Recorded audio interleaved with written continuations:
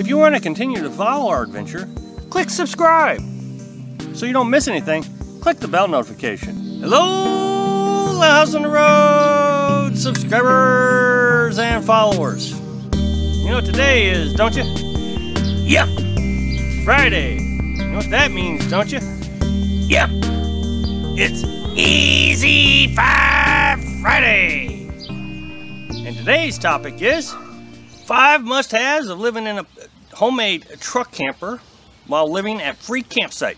So let's get started. Number 1, refrigerator. A lot of people think we can cool our food in a cooler. The reason we need a large refrigerator, we need a refrigerator that can hold 2 weeks worth of food, be able to freeze meat, keep things cool, because we don't want to leave the free campsite all the time to go restock our supplies. I knew somebody said that all you need is cooler and you get some ice, but they were leaving every other day, every 3 days to get ice. There are a lot of options out there. I know you can get igloo coolers and all these things, but all these are so expensive. We love our refrigerator. It's really done well. It really doesn't use a lot of power. I'm able to keep it powered by running the generator 4 hours a day, charging the batteries, and then the rest of the time runs on batteries. Number 2. Well, I just mentioned the generator, so let's talk about the generator, or more specifically, power. Now, a lot of people say that I should have solar panels, and I'm not disagreeing with that. But on the east side of the country, you're in national forests, you're usually covered, shade. So I'm just going to talk about the generator because that's what we have. I have a Champion 2,000 watt inverter generator. What does that mean? It means that it's very quiet. It's 56 decibels, which is about a conversation level. You can literally sit by it and have a conversation with somebody.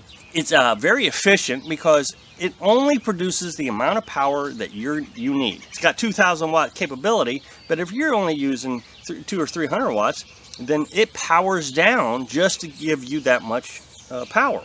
So it runs up speed and then powers down. Just like if you need more power in a car, you push down on the gas, it gives you more speed, more power. Same thing with this generator. When it's running real low, it uses about 1 gallon for every 9 hours it runs.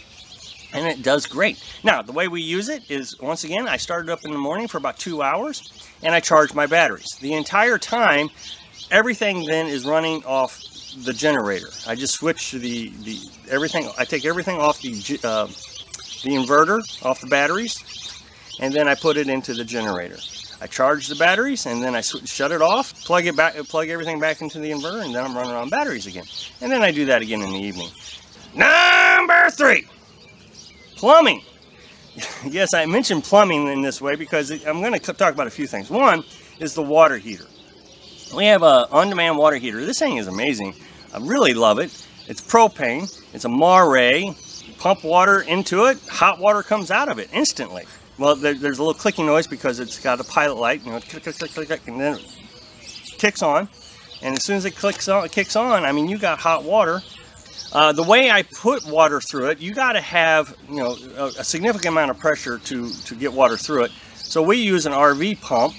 I don't think anything else. A lot of people talk about getting sprayer pumps and different things and battery operated pumps. Our RV pump has 30 psi at 3 gallons per minute. The old pump that we had, of course, was wearing out and it wasn't producing that kind of pressure anymore, and the water heater wouldn't work. So in order to make that water heater work, you got to have regular water pressure. And the way I get water to the water pump is, what you're seeing here, I have a bucket. I've drilled a hole into the bottom of it. I've put a hose through the bucket into the water pump, and the water pump sucks water out of that 5-gallon bucket and into the hose and runs it into the shower tent. This is really convenient to me, and I don't know why all RVers don't do this, even if they got a big tank, because you don't have to carry water.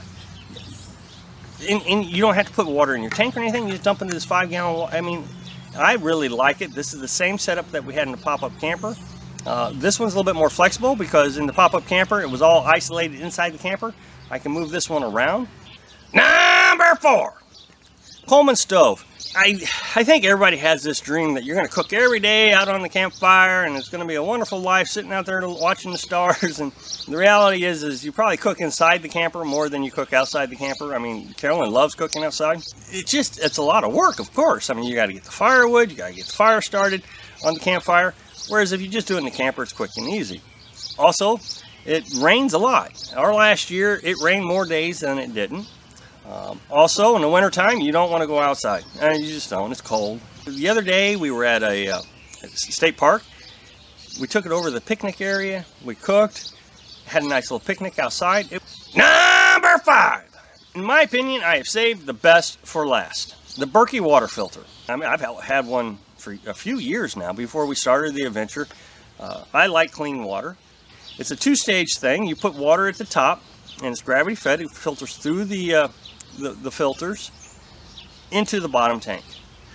There is a slight inconvenience being in the truck camper. Since the truck camper is so much more mobile than the pop-up camper, we've gotten in the habit of not keeping that bottom tank filled unless we know we're going to be at a campsite for a few days. It's a lot easier just to fill up gallon jugs. We got 5-gallon jugs. This particular Berkey is 3 gallons, so we just keep it topped off, which is better for the filters, and you just let it filter and filter. But you got to have some sort of, very reliable filtering source. Berkey is one of the best, in my opinion, one of the best in the world. It lasts 6,000 gallons. When the pop-up burned down, the old Berkey was gone, and so we had to drink water out of that faucet, and you couldn't drink it. It was just that disgusting. They say it's safe. They say it's drinking water, and the National Forest test it, but you just could not drink it. It was gagging. That's how bad it was. Prior to that, we were drinking the water just fine, filtering it through the Berkey, and I didn't even know it was that bad. Really didn't. It was a little rusty looking, but it just didn't look bad. But man, it was terrible to drink. This one, you can take water right out of the lake, the river, the whatever, and it'll filter it out. So anyway, thanks for watching. Be sure to subscribe. Click like if you like the video. And happy